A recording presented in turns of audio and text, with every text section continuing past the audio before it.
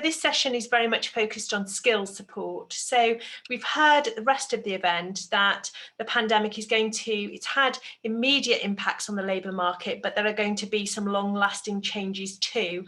And with it, the skills that employers need, and therefore the skills that individuals need to have in order to thrive in the labour market.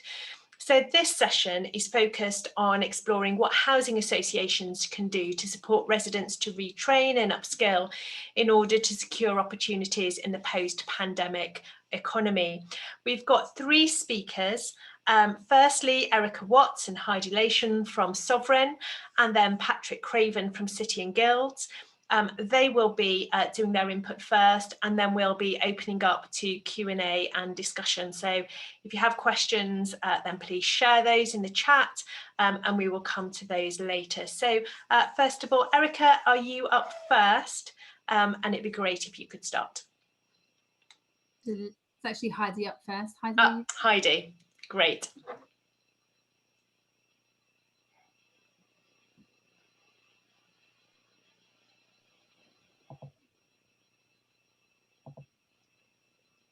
Can everyone see the slides?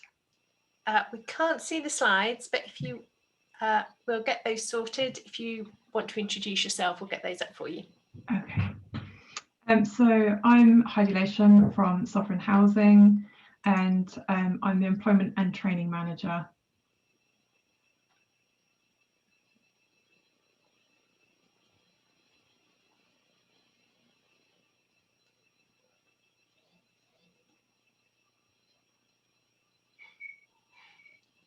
Almost there on the slides. Can you see the slides? No. I'm presenting now. Yes, we can now. Okay, thank you. Apologies for that, slight technical hitch. And I'm Erica Watts, I'm the Head of Employment and Training here. So Heidi and I are going to do a joint presentation. Heidi's going to begin, so I will begin the slides.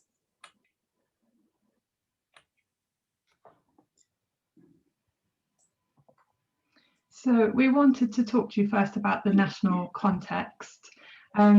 Really for us, it started off with a pre-pandemic context that actually the UK was enjoying a relatively consistent low employment rate for 11 years. And that was of 3.9%, which was only 1.6 million people. And then we have shifted to 2.6 million people with an increased unemployment rate of 5% in a very quick space and time. The number of people unemployed and receiving those benefits has increased by a whopping 119%. And we also have 6 million people who are temporarily away from work on furlough. And what that really means for us is with furlough, there's an increased risk of redundancy and it's less generous with each round. And with the UC spikes that we've seen at the end of each previous furlough periods, we could be looking for quite an increase in the overall unemployment rate. And then sat with that, we've also got 23% less jobs available overall on the job market.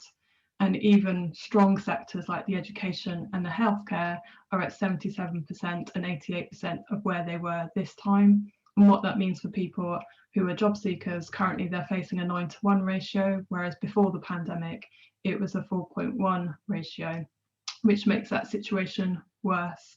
And the shock sectors are really experiencing, particularly for housing residents that often are in retail and hospitality sector, because it provides them opportunities where they may live in more rural or coastal settings, or have caring responsibilities, or have disabilities. The challenge really for us before the pandemic was around the rise of in-work poverty, and the remedy was levelling up and the good work agenda, and all the pandemic has done is to really exaggerate this. So who are we? Who is Sovereign?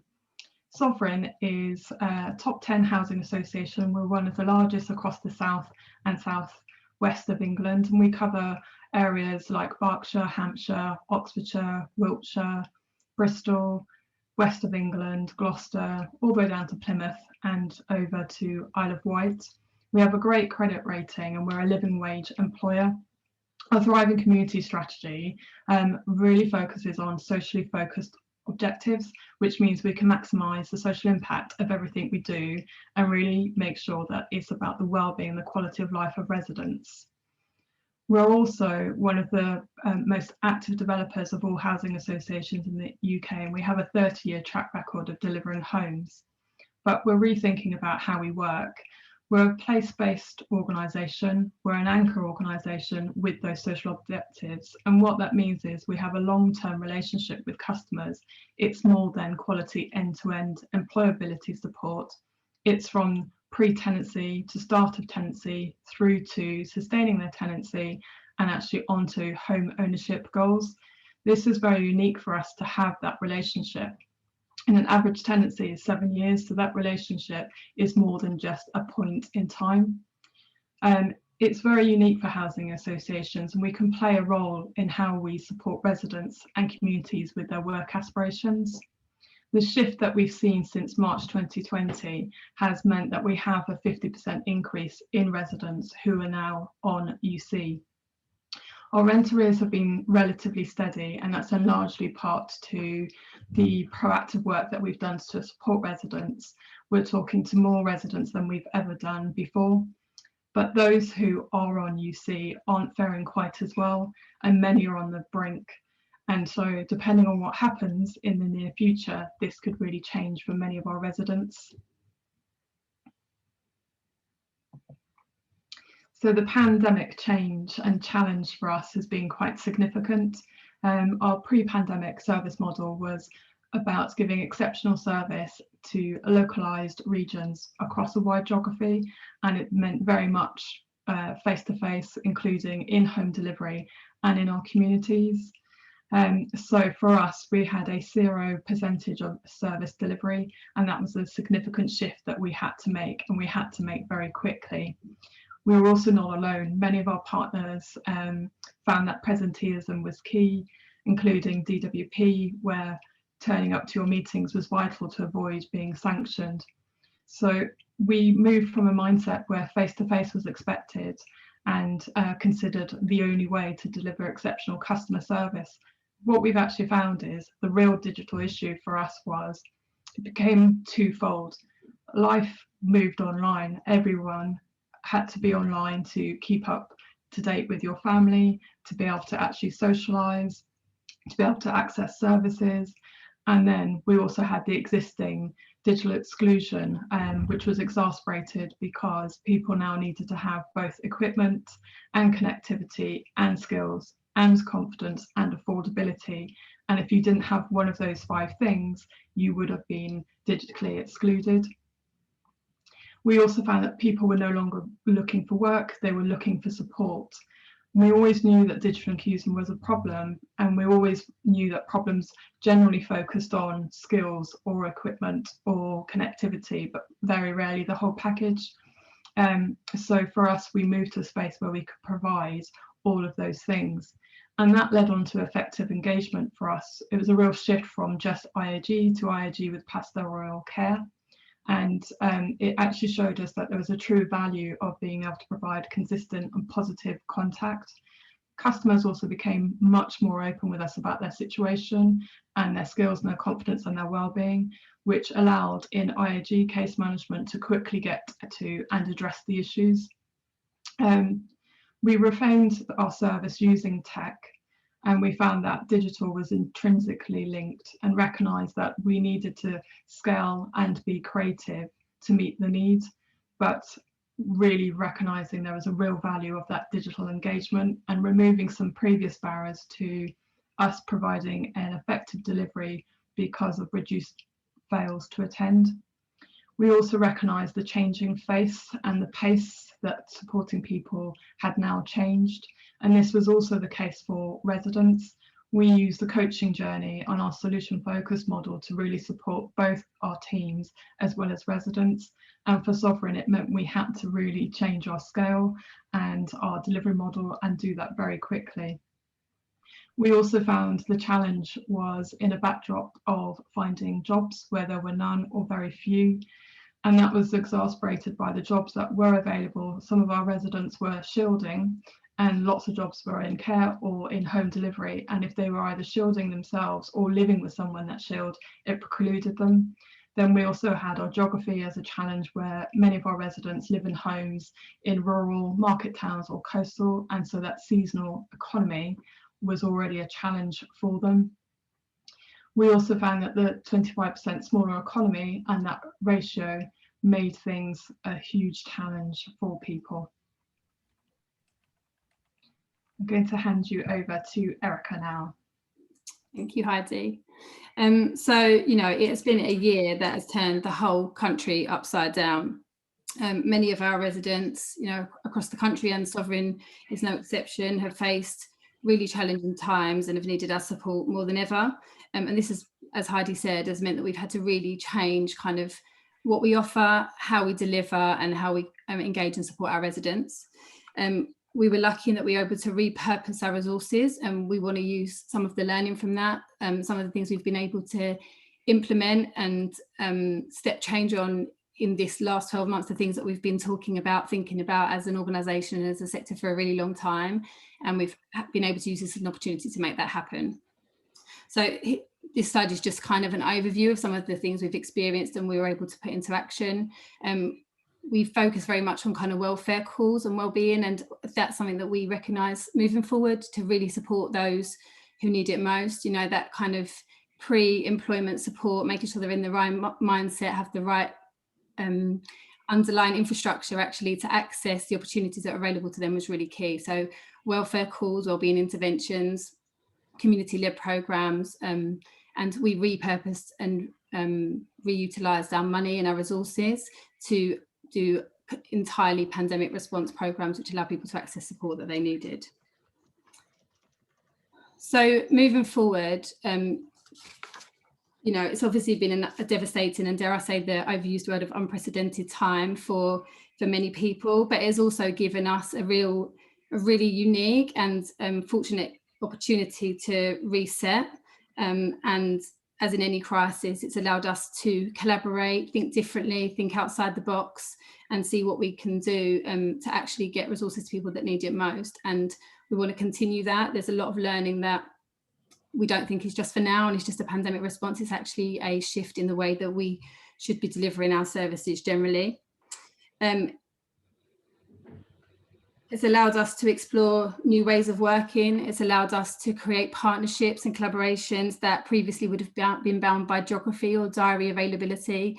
We've been able to, you know, put things in place on the Isle of Wight and in Plymouth and in Bristol in our organisation that would never have happened without, you know, an overnight stay or a long meeting. And it's allowed us to do things on a regional basis when previously everything was very, very localised, and that has brought huge benefits for us. Engagement has not been prevented by circumstance. Previously, customers who failed to engage because they're anxious, have childcare, you know, as an organisation, as a service, we've been able to actually embrace those customers and really give them support that means the most for them at a time when they need it.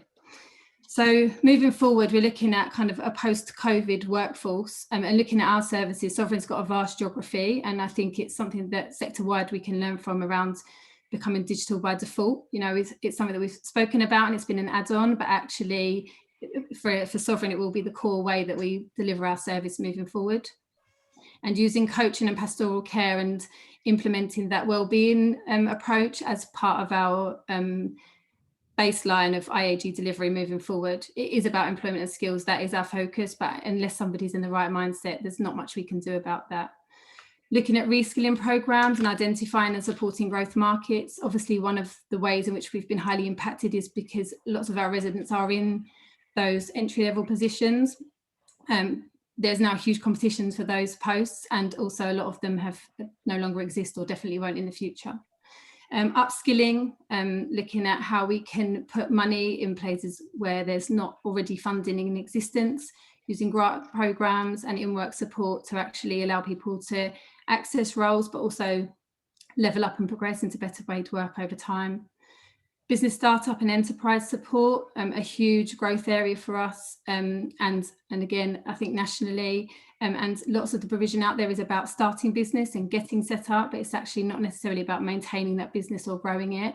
And lots of the businesses that are in play are, in operating at the minute are actually in recovery. They're at risk of collapse or finding it difficult to make ends meet, and actually where can our provision fill that gap? So looking at some bespoke resource around that. And really our buzzword at Sovereign at the minute is about blended approach. It's not about one size fits all. It's about us looking at a broad range of approaches to help people. And we've done lots around community-led programs. So looking at participatory budgets with communities programs that have led into employment and skill support, and really helps us to engage on a very different level, but with the same outcome, and actually builds that relationship with those people, and allows them to be part of and generate programs that actually they feel that they need and their communities will benefit from.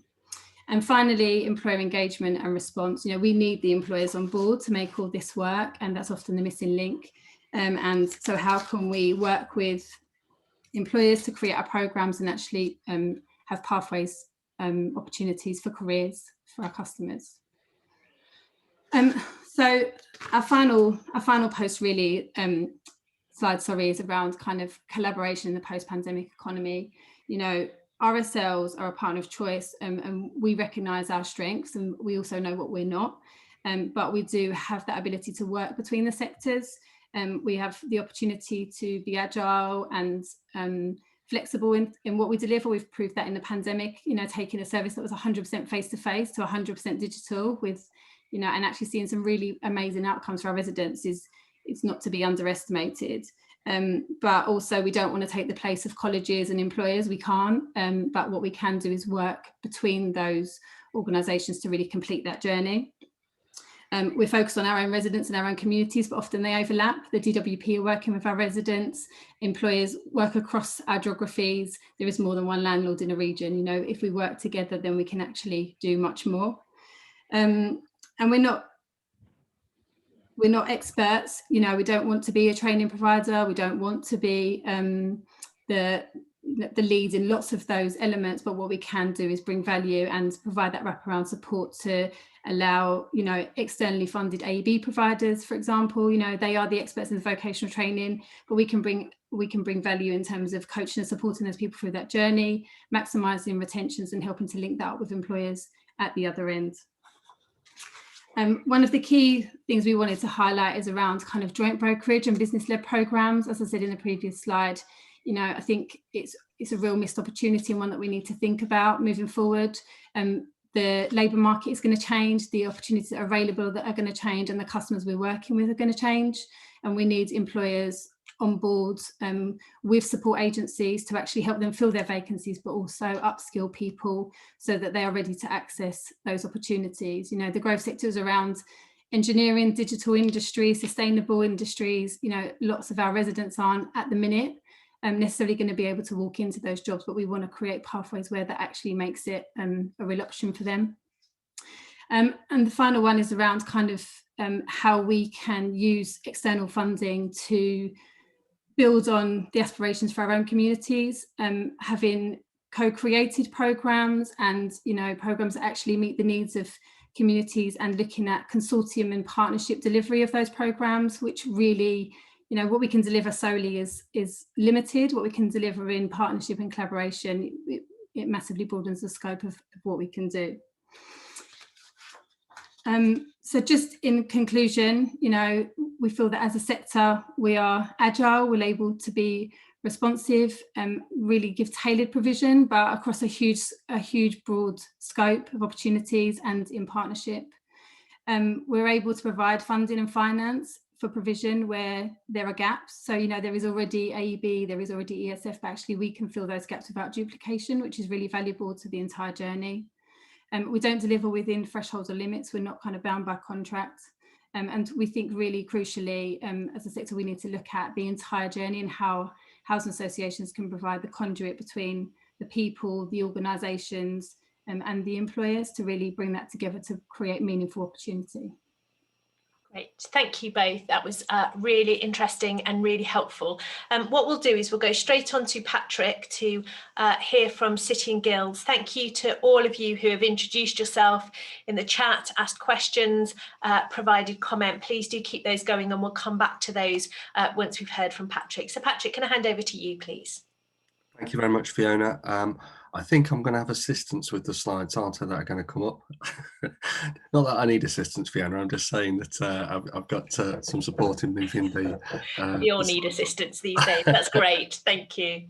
And thank you very much for the invitation to come talk today. It's been a great conference so far. I've been really inspired by this morning's sessions and the insights. What I want to talk about in particular for City and Guilds is a very specific program that we've been involved in just recently called Skills Bridges. Just to give an overview of City and Guilds, I mean, I guess most people might recognise us as a sort of significant vocational education awarding organisation, probably associate us with certain sectors and trade areas, although actually we work across a wide variety of sectors and occupational areas, some that might surprise people, but we do. So we've got a broad breadth and a very deep understanding of the vocational track into employment. Particularly relevant just at the moment around a lot of the reforms for technical education. But build back better in terms of skill support. If we move on to the first slide, I think the point that we were sort of recognising some time ago was that the backdrop to the recovery challenge was something that began pre-pandemic. Even before that, we were starting to call out a high level of underutilisation of adult workforce and skills, even before the pandemic, when we had sort of record levels of employment, and something that we needed to address. And then obviously the pandemic arrived and punched a hole in all of that kind of thinking in terms of that forward view about which professions and occupations might be at risk from automation or artificial intelligence, etc.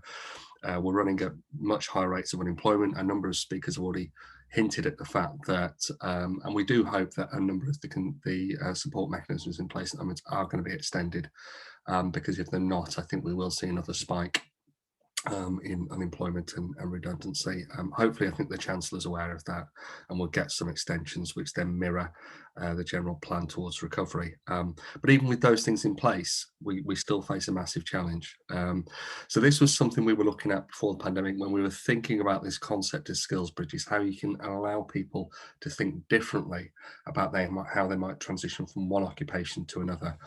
So we've gone to the next slide. The most recent work that we did in the area was then looking at something called building bridges towards future jobs. And what this was looking at was a survey that we did about how confident people were about their ability to transition into new careers. If we think about the current situation, most people tend to define themselves through either their academic skills profile or their technical skills profile. And therefore, if you're displaced from an industry or an occupation, you tend to look for other employers in the same sector as being your way back into employment. In the current climate, we know that certain sectors have been disproportionately impacted, decimated in some places in terms of their ability to hire and to retain jobs. And some of them will take a while to recover. Some of them may never recover in quite the same way and the same profile as they were before. And we know also that this has disproportionately impacted younger people, interestingly, some of those older age groups as well, and those that were on lower wage insecure work.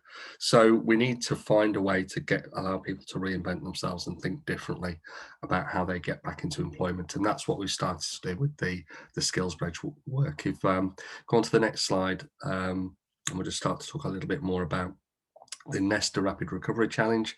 So we are involved in this at the moment. 3 main target areas that this is looking at, although the skills bridges do actually allow us to support a wider variety, but within the Nesta scheme, young people defined as 16 to 24, those currently or recently within low paid roles, or those in or recently within insecure roles. So That's the target audience that we're trying to reach. It's a program of work that provides free tools and services to organisations and to learners who are trying to engage in this work. So I'll leave some contact details at the end, because what we need to be able to do is to reach these people. We need to be able to reach the communities that need this kind of assistance and support. And I'd like to think that in collaboration and partnership with organisations like the housing associations, we can do this jointly and make a real impact on making sure that we do build back better. So that's the background to the skills bridges.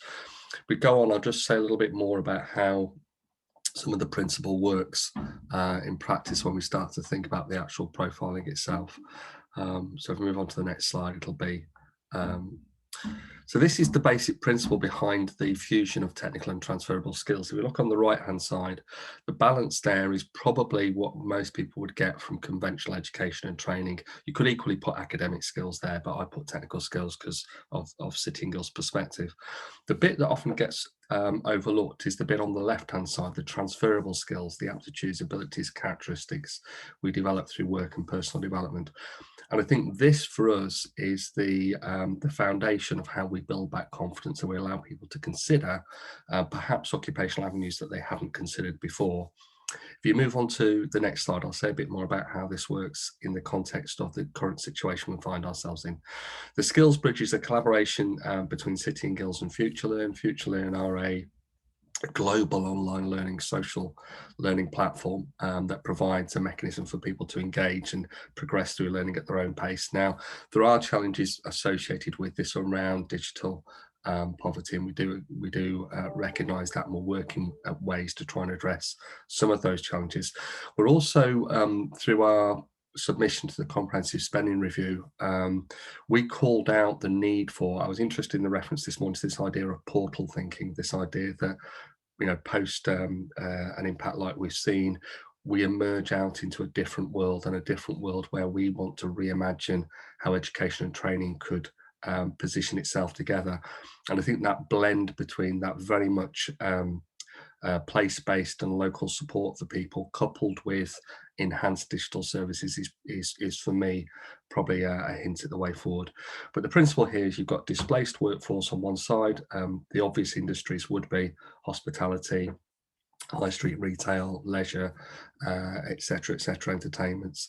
And then you've got, on the far right hand side, the important point here is that these are the labour market areas that are still recruiting. Yeah, so it's not just about creating a bridge from one place to another with no real sense of employment destination. This is about identifying those areas which are still hiring, stable, or even growth areas. So an example here is somebody who's gone from the hospitality sector into the care sector, and we identified the link through the transferable skills profile, identify additional training if that's required, but most importantly, also have employers waiting at the other end who can then connect with them to offer jobs and work. And the care sector was facing recruitment issues before the pandemic. It's a growth sector.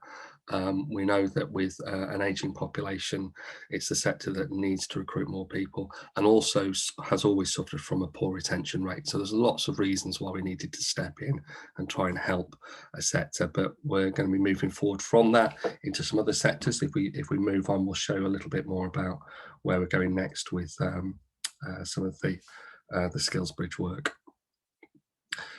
In the step into social care, which is the first one we've had over getting up to about 3,500 enrolments now, completions, we award a digital badge, and again I think it's very important to recognise and accredit achievements within these programs. It gives people confidence and motivation to move on. It also actually allows them to then automatically pick up jobs board information in their locality, and helps organisations make those connections with the learners, and hopefully secure at the very least interviews, if not employment as well. And so that's something which is already starting to happen in social care. If we move on, we can have a look at some of the other areas that we're also then starting to roll out. The main areas that we'll be focusing on: construction and infrastructure. A lot of the recent government announcements, I think, are emphasising, and if you think about, I think it was mentioned this morning, wasn't it, if you think about the green energy agenda as well, and the retrofitting that will be required in the housing stock and things, then again that's an area that we're looking at. Digital, I think, goes without saying. when you think about 21st century. But digital in its broadest sense, because digital isn't all about programmers. There's a whole variety of occupations and professions that can be supported through the digital workforce. And then also looking at those areas in sort of public administration. What we're trying to identify is people, oftentimes what we do with their transferable skills profile, they don't realise sometimes that they have a collection of skills that are highly transferable. And therefore what we try and do is to signpost that for them. And if we move on, I'll explain a little bit more about how that works. So here's an example in terms of destination employers. Green Steve's Care signed up to the program that we've got. And what they were very much highlighting was that when they recruit, they look for values. They look for value association with their organisation, the kind of people that might have a propensity to work in the care sector, and then they can develop some of those other technical skills from that. So what they're looking for is people who've already indicated, you know what, that's a sector that I am interested in going to work in. I think I've got the right sort of capability and attribute fit. And now what I need to do is to engage with an employer who wants to invest in me and wants to support in what I'm doing.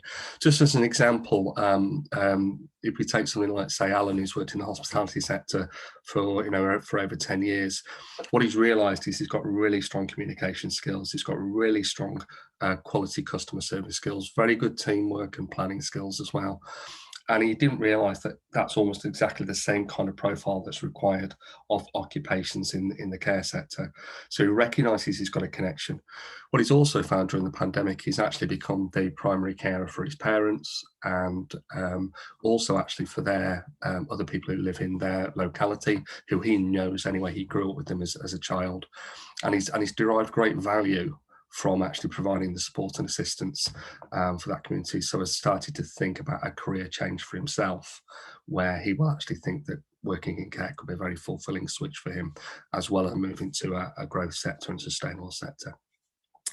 So the next slide is then just an example of this. So if we take those two polygons on the right hand side, imagine what we're trying to do here is to create a different view of yourself, a view which is based on transferable skills profile, not on academic or technical skills. And therefore, as learner A, I see that I've got this profile of capabilities and attributes, and that then goes and maps other occupations that look very like me, and I might not have even considered and move into those occupational areas or those sectors. And it gives people the confidence to start to explore that, and then it links to not only those occupations but then where the jobs are as well. So the final slides now in terms of what happens next. This is just another example. We're working very closely with Skills Builder Partnership. One of the things that we're doing there, taking that concept of transferable skills with Kickstart programs. One of the things that we're very keen to ensure is that Kickstart and a lot of the government initiatives are very, very well intentioned, don't get me wrong. They've been introduced at the right time to support people in various categories. The danger is that somebody could go on a Kickstart program, 6 months wage supported labour, and they don't get anything at the end of it because there's no guarantee they will. At the very least, we think an individual on a Kickstart program should come out of that with a transferable skills profile that then equips them with something tangible to think about what they do next in terms of employability. So again, we're working with Skills Builder Partnership, looking at digital credentials programs, and we think that's a bare minimum. People should be able to engage with those things. And I think that takes me on to sort of final slide now. That's a very quick overview of what we're doing with the skills bridges. There's a contact email there. What we need is to engage with organisations like yourselves that have links into the learners directly, need the support of services like this, and then collectively we can ensure that we get people back into work as quickly as possible. But that's good work, it's not just back into work. And that's all I want to say in the presentation bit, and obviously open to questions. That's great, thank you. Can each of our panel members put their cameras on? This is a chance to ask them questions, so please put those in the chat, or if you want to put your hand up, then I'm very happy to invite you to ask them a question. I guess if I can start, just looking at the comments that we've had so far, I think there have been a few issues there. Let's start with the one around digital. So obviously, as we've all, as many of us have moved to online and doing things like this, where we would have previously done that face to face, there becomes a real divide between those who have the skills and the technology and the broadband and the confidence to do that, and those who don't. And of course, as we hope to emerge out of this crisis, that I think there's a definite recognition that digital isn't the only answer. Sometimes it's not the answer at all, and there's a real role for face-to-face. So just wondered if either Erica or Heidi maybe could just start off and thinking about where do you see the long-term solution in terms of making the most of digital and helping people improve their digital skills, but also providing the right level of in-person support that people often need if we are going to give them kind of proper care, pastoral support and confidence building. Yeah, I think if I start, Heidi, is that all right? Yeah, that's fine.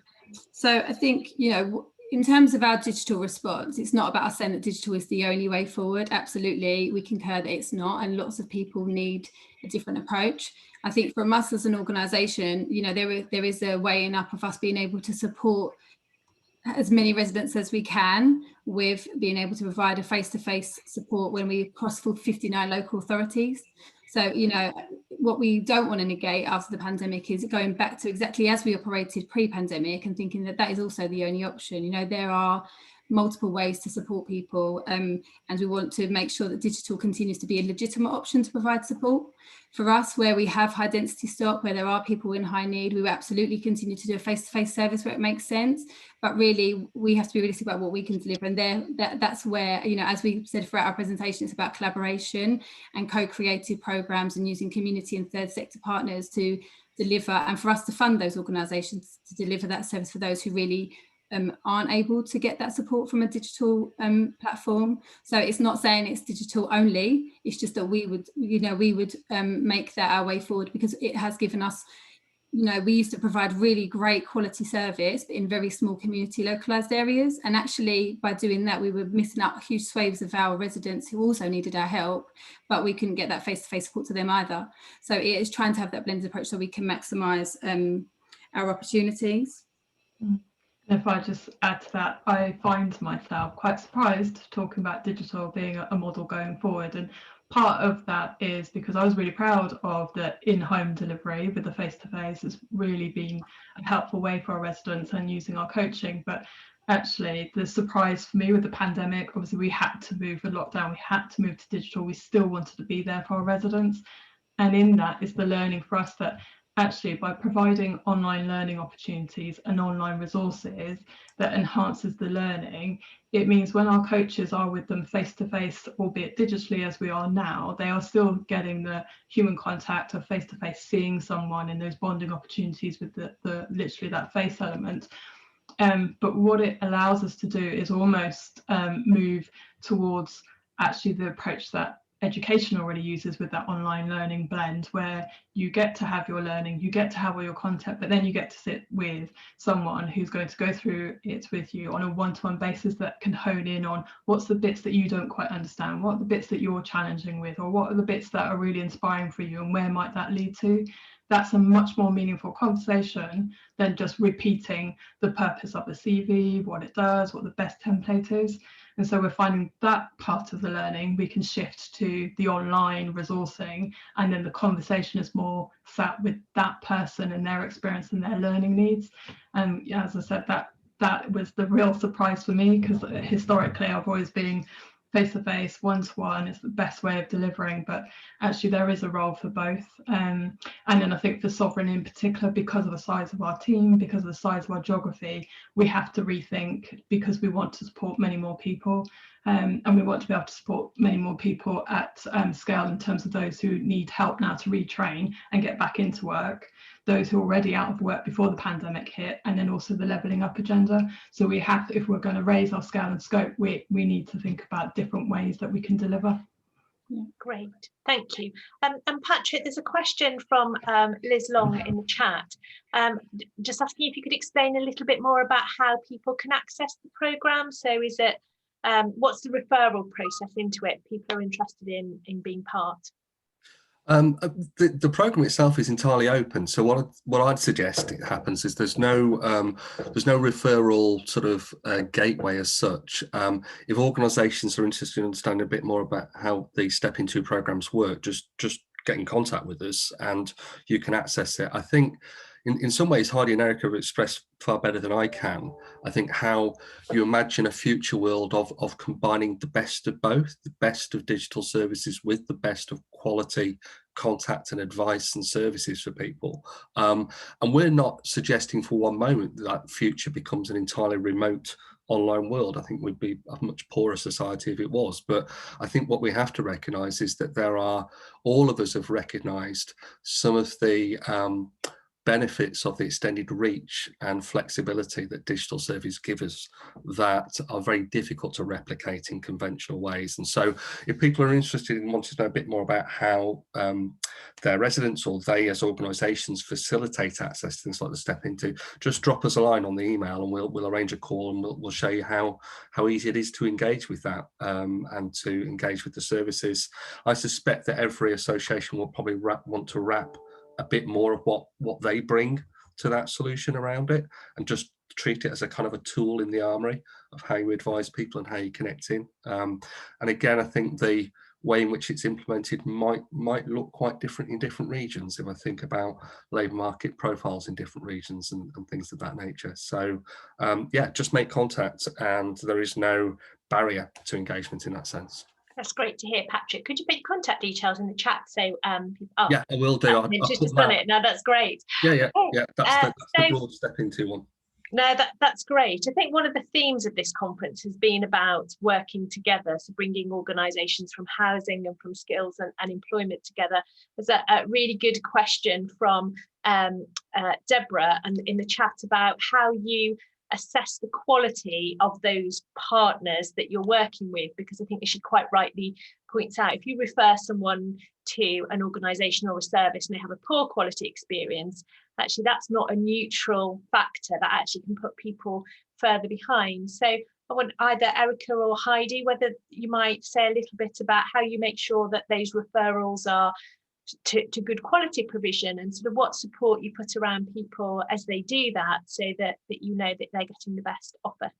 Yeah, so I think there it's really, you know, from my perspective, two things. One is around kind of funding and funding gaps, and hand in hand with that is kind of referral and signposting versus collaboration. So there are lots of providers out there that we don't know, or the offer looks good, but this isn't about just signposting people. This is about supporting them to access those opportunities and remaining a sideline support with that customer. So they may be accessing a face-to-face provision, but it doesn't mean we can't then stay in touch and provide wraparound support on top of that. That qualitative and quantitative data, and feedback is really, really powerful. And we only work with providers that we trust, we build relationships with. This isn't about us kind of Googling an organisation and sending them off. It's about actually providing real high quality collaborative partnerships where, we've got an example in Bristol later on in the year, working with Women's Work Lab around kind of domestic violence. Even if we had a face-to-face provision in Bristol, which we wouldn't be the best paced provider necessarily to work somebody who's been a victim of domestic violence.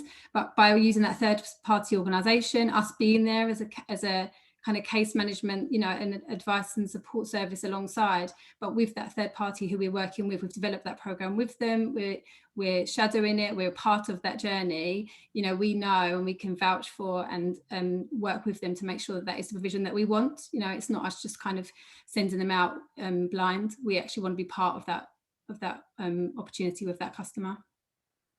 No, that's great.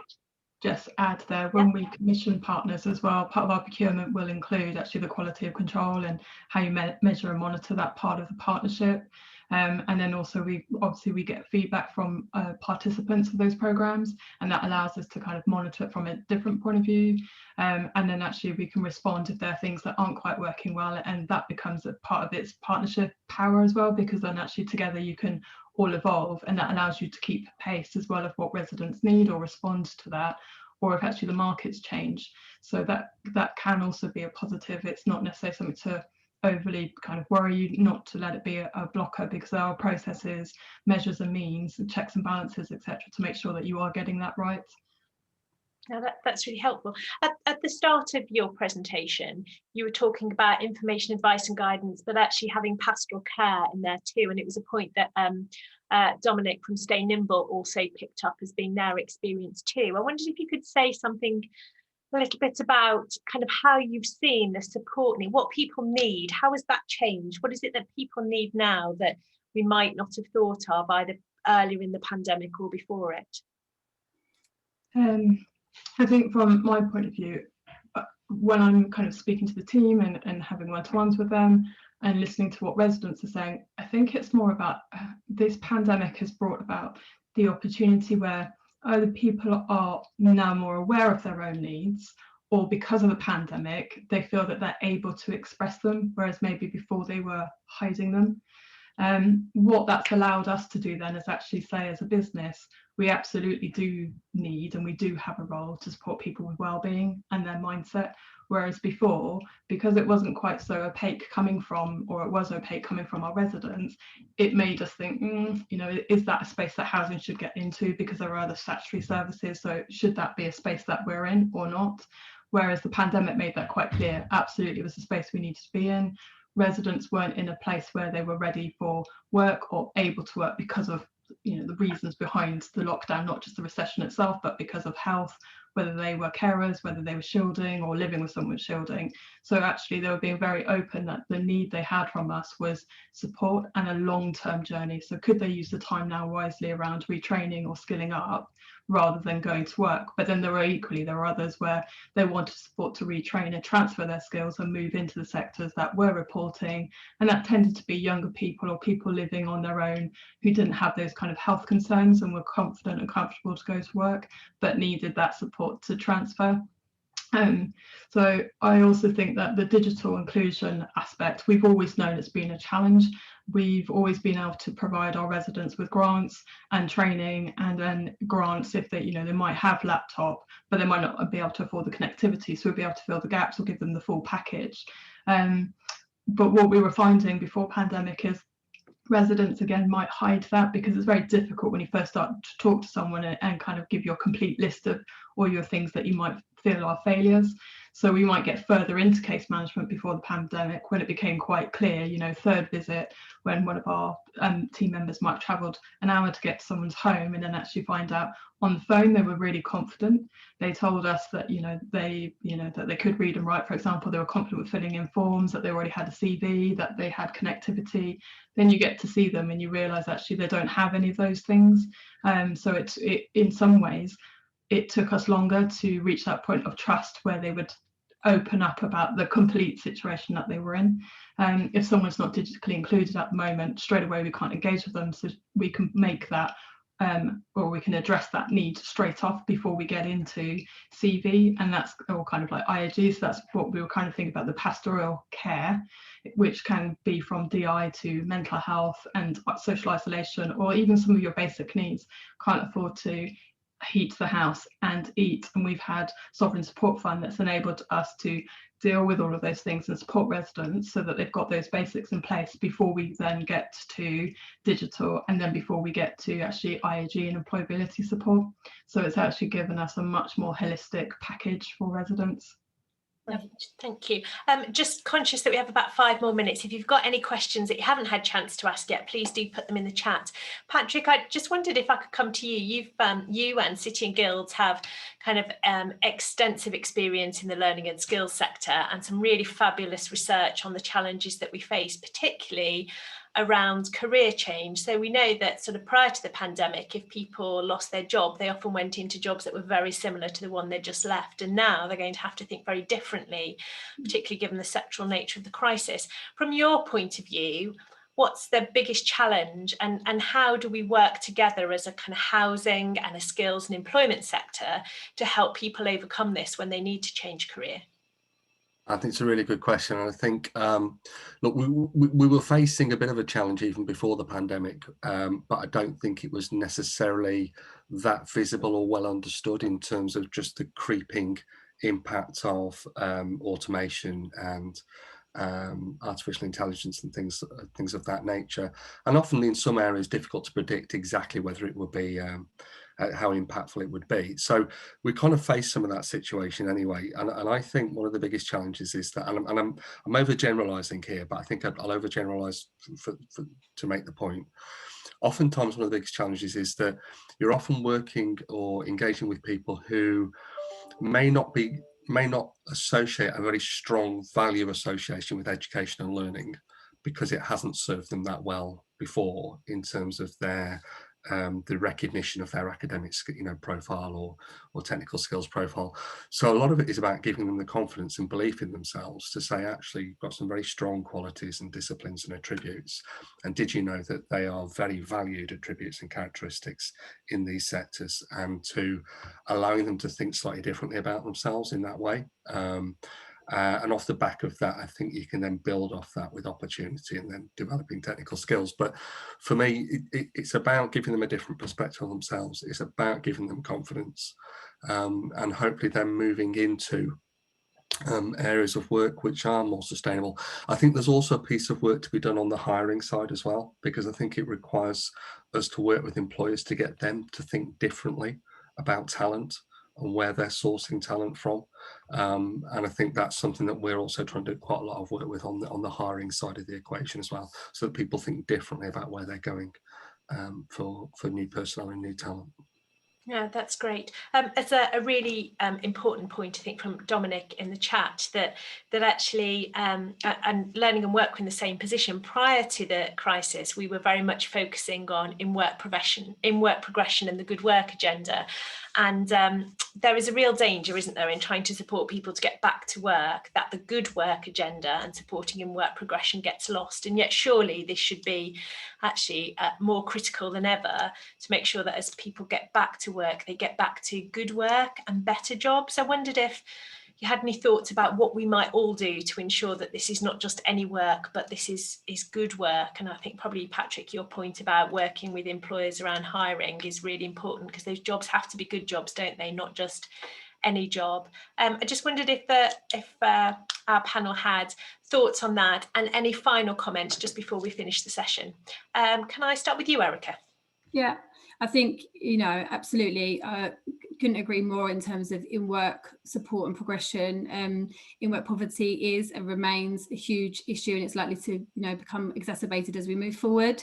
And I go back to kind of the point and echoing what Patrick said, it's about work of employers and creating high quality pathway programs, about looking to work with employers about who they employ and how they support them in those jobs, using opportunities like Kickstart to create pathway. We want every Kickstarter to lead into an alternative version of employment, or actually be trying to be retained in the roles that they're geared up to do. So I think it is about how we, it's about the journey rather than the point in time. I think It's always been about getting somebody a job. Actually, we now want to support them to pursue a career. And I think that it's how can we all, as a collaboration of organisations with different responsibilities in that journey, work together to provide that end to end, so that the journey doesn't stop when somebody's in paid employment and is off UC. That's actually the beginning of their journey. We want them to go on and be successful employees in an organisation and agile across sectors, So I think that is going to be key, and making sure, and they're not easy to arrange, and we need employer buy-in for that, and we need them to take that responsibility seriously, and tying into apprenticeships, good quality apprenticeships across a range of opportunities, and how we can support people to access those jobs. Great. Heidi, anything briefly to add? Briefly, I wonder if actually from the crisis, during that crisis, we were also as a sector talking to an all-party parliamentary group, and we were talking about, is there a COBRA for jobs, just as the pandemic hit. So it slightly changed, but it was very much about levelling up and the good work agenda. So with the COBRA for jobs, the idea was actually, could we bring together housing, education and business all under the same umbrella, so there's one gateway. So instead of piecemeal across the region on a very small scale, organisations talking to businesses about what their hiring and pipeline is, actually we could do that on a different scale that's far more coordinated and actually allows everybody's strength to maximise the results. And then that completes that journey from those who are out of work that needs to get into work, or those already in work but really need to skill up to access that good work agenda. Great, thank you, and thanks to those of you who are putting things in the chat. Josh has shared their good youth employment charter, and I think a really important comment from Deborah about upskilling people to understand their employment rights as a way of helping them make decisions about what good work would look like to them. And Patrick, how about yourselves? How do we make sure that the good work agenda stays on, as people, you know, many people understandably could be looking for any work, but it is really important that this is good work. I think it's a very live challenge for us as we come out of the pandemic and the recession.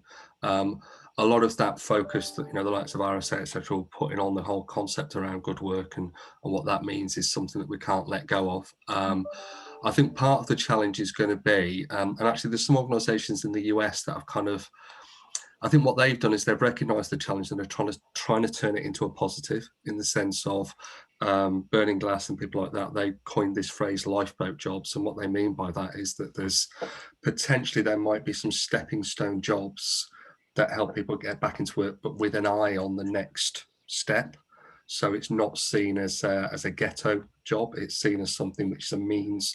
So if you imagine you're thinking about a career change, but your first step can't be as broad as that ambition needs to be, is there a halfway house? And so that might be another way to look at it, to say we can't actually completely eradicate the challenge. Is there a way that we can turn part of that challenge into a positive? That means it's a transitionary step towards something more sustainable, more meaningful, etc. So that might be another way to look at it. If you can't avoid it completely, can you salvage something a bit more positive from it? That's a really important point. Thank you, Patrick. So thank you to all three of you, to Heidi, Erica and Patrick, for your inputs. Thank you for the people who've contributed to the questions and to the comments. It's been a great session. Thank you very much, everyone. The recording will be available for you to listen back to or to share. So thank you very much. Bye-bye. Thanks a lot. Thank you. Bye. Bye. Thanks, everyone. Bye-bye.